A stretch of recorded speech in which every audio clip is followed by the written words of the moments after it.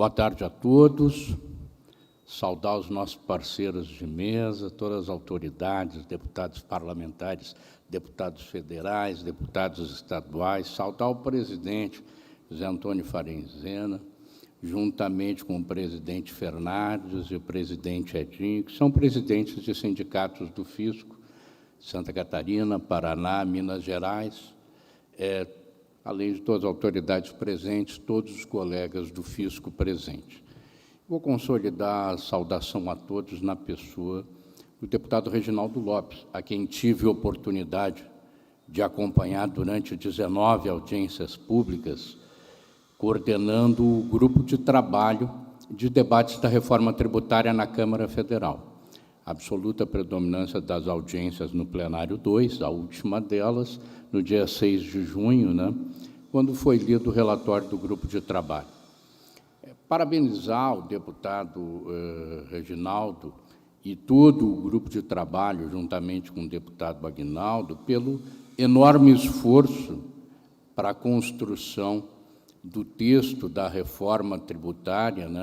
Dizem, como diz o deputado Raul, a quem também parabenizo pelo esforço, o texto da PEC 155, que é a PEC 110, mais a PEC 45. E ela chega agora, no relatório final, com um texto configurando a proposta num texto legal que disse o próprio deputado Aguinaldo e o próprio deputado Reginaldo, que não é o texto que vai ser votado. Esse texto é um texto de início, de entrada para o debate e para os ajustes necessários. E como é bom a gente falar, depois de ouvir, enfim, todas as pessoas que dominam tanto o tema, em especial a opinião do secretário da Fazenda do Estado de Santa Catarina, que resumiu tanto todo esse contexto que nos trouxe até aqui e também as enormes preocupações que nos trazem o texto, deputado Reginaldo. Porque é evidente que a reforma ela é indispensável de acontecer nesse momento. A reforma não é do governo, nós vivemos dentro da Câmara, a reforma ela é do Parlamento, ela é da sociedade brasileira, é da Câmara, está longe de ter nascido agora, desde a PEC 45 de 2019, a PEC 110 no Senado, enfim, a 293 que desbordou na 110, é uma história que seria longo de contar para quem não acompanha diretamente. Mas é fato, o fato que nós temos que considerar que é hora de fazer a reforma. Agora, como bem colocou o próprio deputado Reginaldo e o próprio deputado Aguinaldo, a reforma vai ser resolvida na política. E, na política, o texto que está aí tem alguns ajustes para ser feitos. E eu faço minhas as palavras do secretário da Fazenda de Santa Catarina. Há uma grande preocupação com a autonomia das unidades da federação. Há uma grande preocupação com o conteúdo da proposta a Conselho Federativo. Então, eu tenho acompanhei o trabalho do deputado, sabe, se não tinha um representante oficial da região sul lá no grupo de trabalho, mas eu, que sou da região sul, estive lá em todas, fui a todas, acompanhei todas.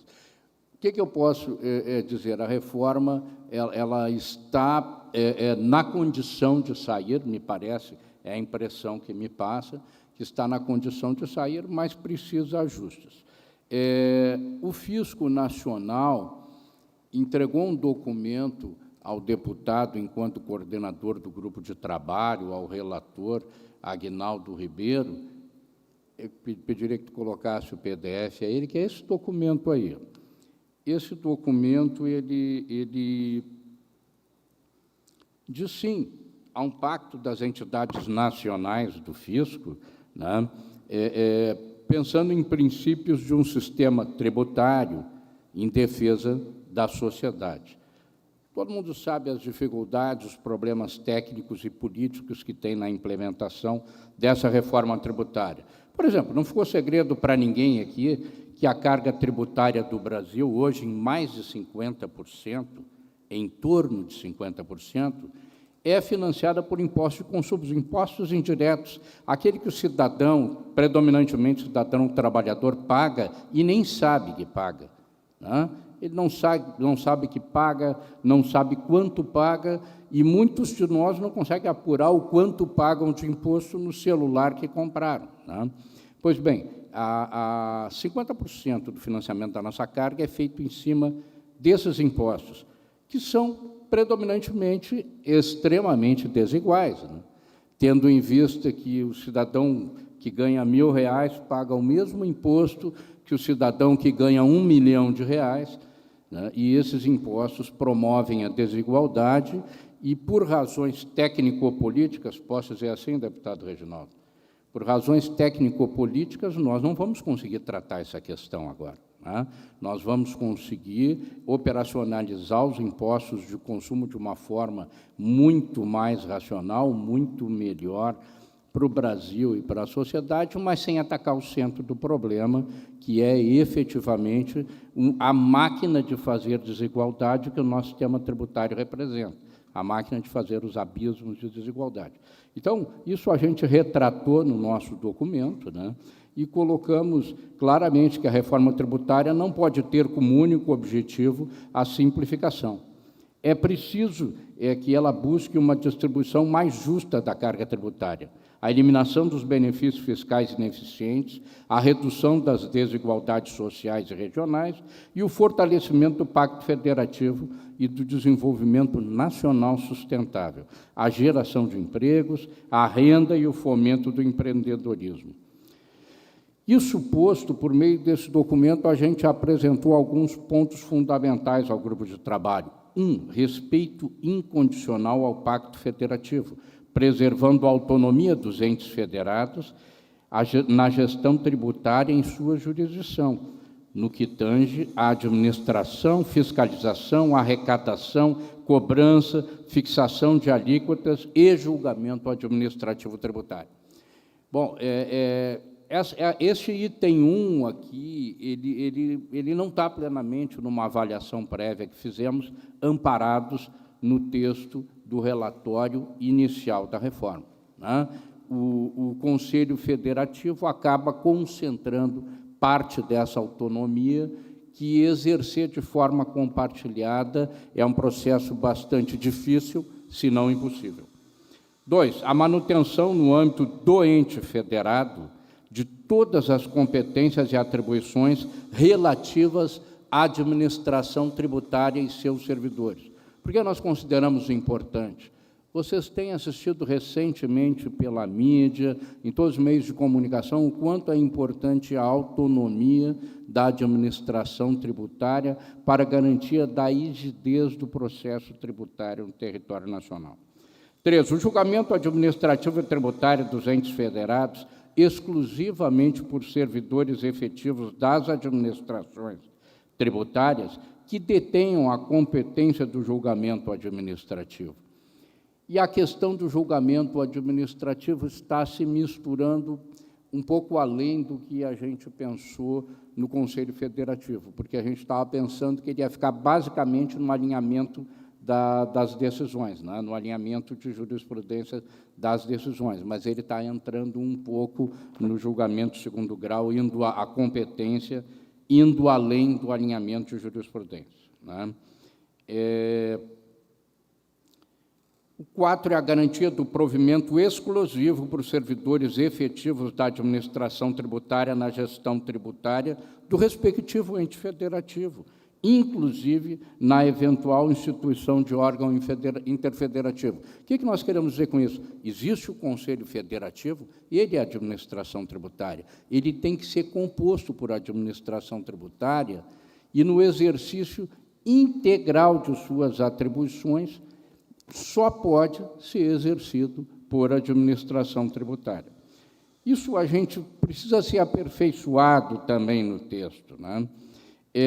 No caso da instituição desse órgão interfederativo colegiado, as suas competências serão limitadas à edição de regulamento nacional e harmonização, configuração do sistema de arrecadação e partilha de tributos direta aos entes federados. Então, a confederação de um sistema de arrecadação de partilha de tributos direta aos entes federados e especificação geral dos sistemas de obrigação acessória, fiscalização e julgamento. Esse relatório que está inicialmente proposto, essa questão também precisa ser tratada. São questões que precisam ser tratadas e vão, com certeza, viabilizar o nosso processo de reforma tributária. Em caso de criação que esteja hierarquicamente acima do órgão interfederativo de gestão, e existe uma discussão, que é a Assembleia Geral, né, deputado?